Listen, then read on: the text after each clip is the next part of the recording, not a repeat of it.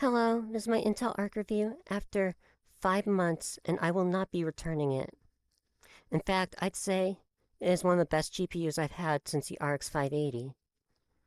The Intel Arc, it has really good VR performance and really good flat screen gaming performance. Um, and I only really have like two issues with it. One's performance and one's like an actual driver issue. The first thing is let's talk about VR since that's like one of the more interesting parts of Intel Arc since it's not really an official thing. And actually, it runs way better than I expected. Like the Quest 2, it runs good. The only way you can use it is through unofficial means, like through virtual desktop or ALVR. And then the for virtual desktop, I played on medium preset with at 72 hertz, and yeah, it worked great. With my Quest 2, it worked great with my Vive trackers too, um and my slime trackers. Well, that's more of a Quest thing, but it worked. Um, my Pico Neo Free Pro works great with Pico Connect officially.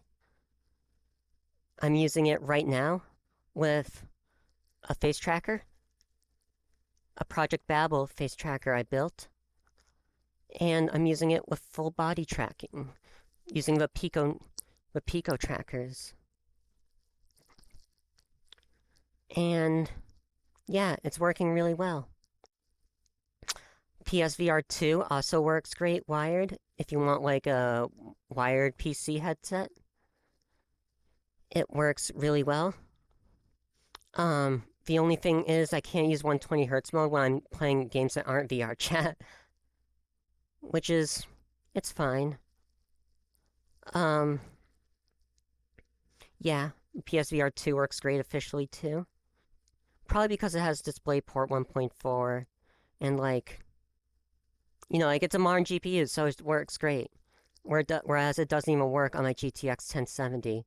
Like I can't even get past the setup because it doesn't have DisplayPort 1.4.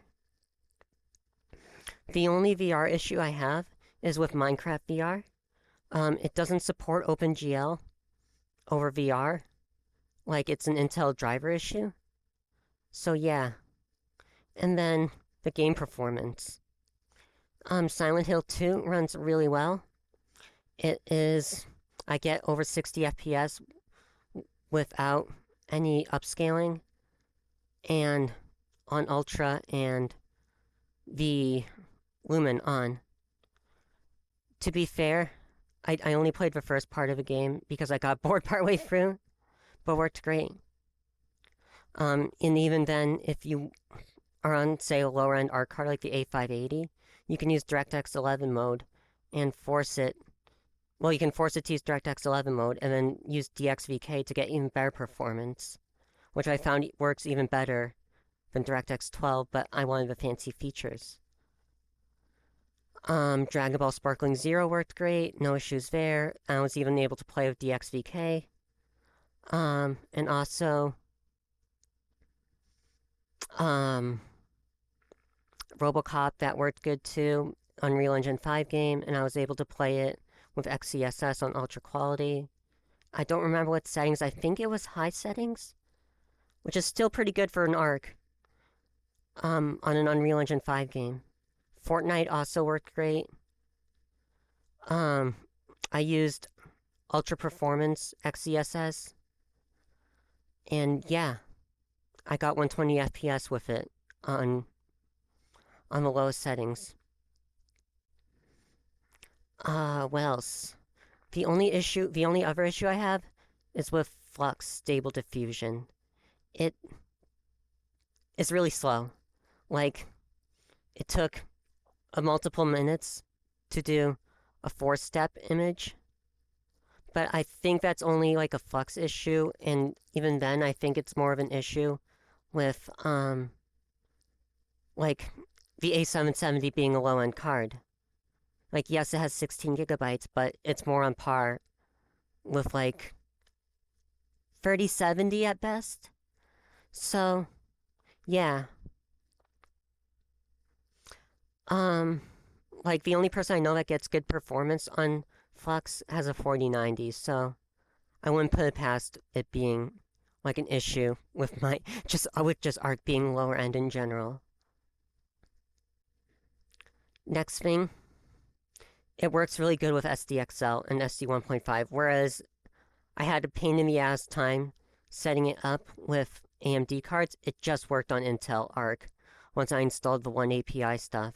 Um, and like used SD Next and Comfy UI. So yeah, Intel Arc, I highly recommend it. Great card. But I would wait for Battle Mage as B580 is coming out in less than a few weeks. And it's going to be announced on December 3rd, so we'll get like a good picture of it. Well, not a good picture, but like a good, like, like a, like idea of what it's going to perform like from Intel's presentation. And yeah, I will not be returning my A770 16GB after 5 months. And I will probably be keeping it until the B770 comes out. Yeah.